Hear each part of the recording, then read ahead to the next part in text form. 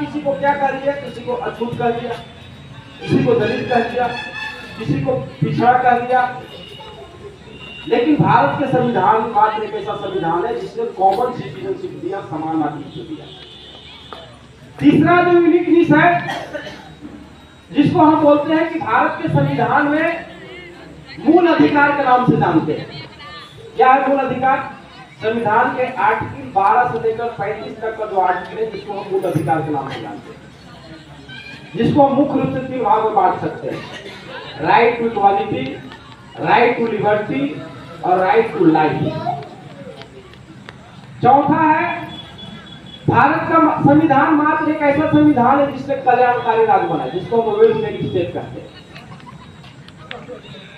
जो संविधान के पार्ट 4 में ग्रांटेड है, क्या है, जिसको हम डीपीएसपी के नाम से जानते हैं, directive principle of state policy.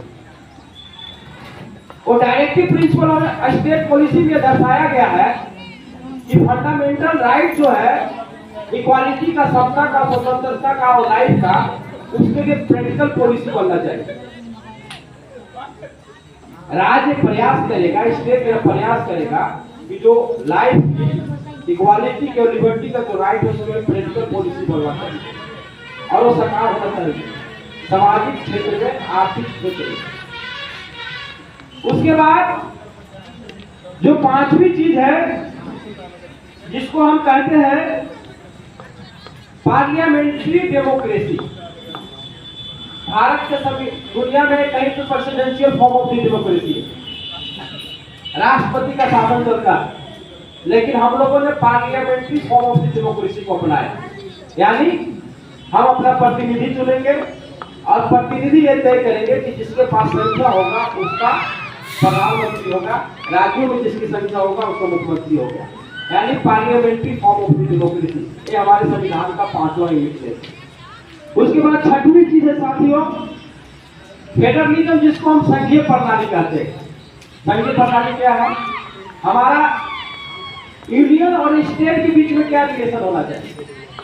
और अभी जो लोकल सेल बॉडी जो है, स्थानीय निकाय जो है, यूनियन, स्टेट और लोकल सेल बॉडी, और संविधान में जो अमेंडमेंट 73वां और 74वां, जिसके तहत ग्राम पंचायत और नगर पंचायत को लाया गया, तो सेंटर और स्टेट के बीच में और लोकल सेल बॉडी के बीच में क्या संबंध होना चाहिए। उसके बाद जो 7वीं चीज है साथियों, जिसको हम बोलते हैं कि हमारे संविधान में कुछ इंडिपेंडेंट संस्थाओं का निर्माण किया, जिसको हम कहते हैं election commission of India, controller and auditor general of India, UPSC, union public service commission. ये 3 कमीशन हमारे देश में है, जिसको संविधानिक बॉडी कहते हैं, जिसको भारत के संविधान ने बनाया, भारत के संविधान ने इनको स्वतंत्रता दिया।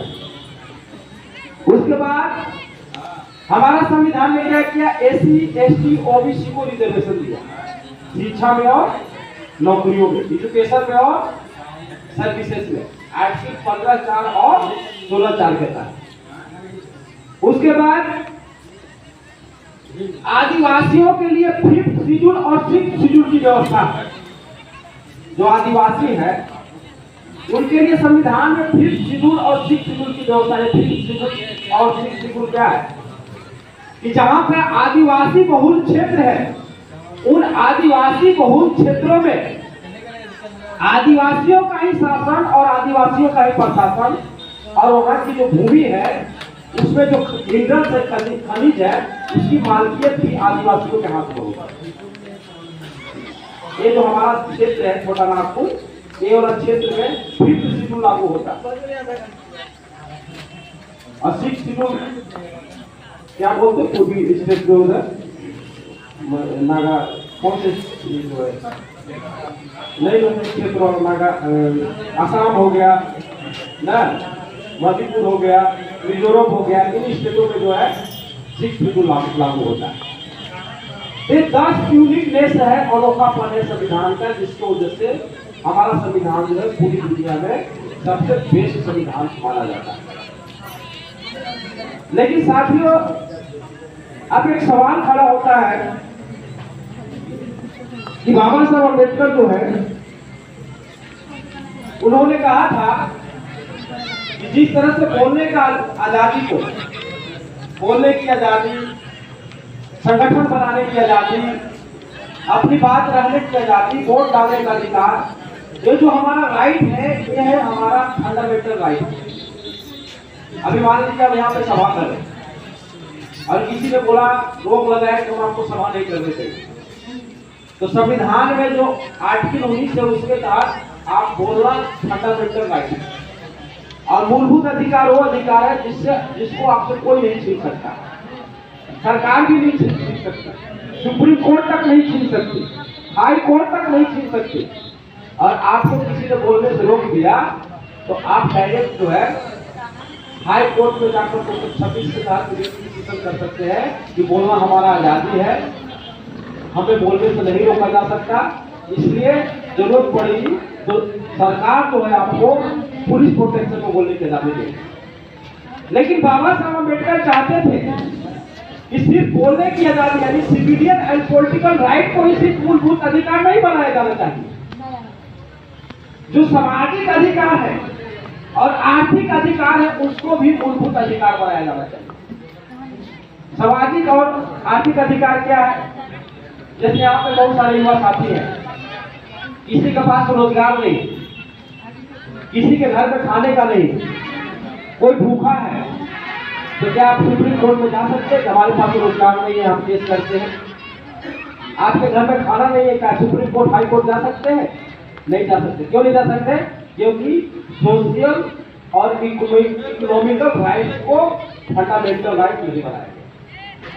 अगर सामाजिक और आर्थिक आजादी को फंडामेंटल राइट बना दिया जाता तो आज इस देश में जो विषमता निर्माण हुई है, जो इनइक्वालिटी निर्माण हुई है, वो विषमता आज देखने को मिली है। अभी हमको हिदायत संचालन महोदय की तरफ से शॉर्ट में अपनी बात को रखें, इसके शॉर्ट में रखेंगे। आर्थिक विषमता क्या है साथियों? अभी एक ऑक्सफोर्ड का रिपोर्ट आया है, उस रिपोर्ट के हिसाब से देश में 1% लोग ऐसे हैं जिनके पास देश की कुल संपत्ति का 57% हिस्सा है। देश के कुल संपत्ति का 57% संपत्ति पे देश के 1% लोगों का कब्जा है।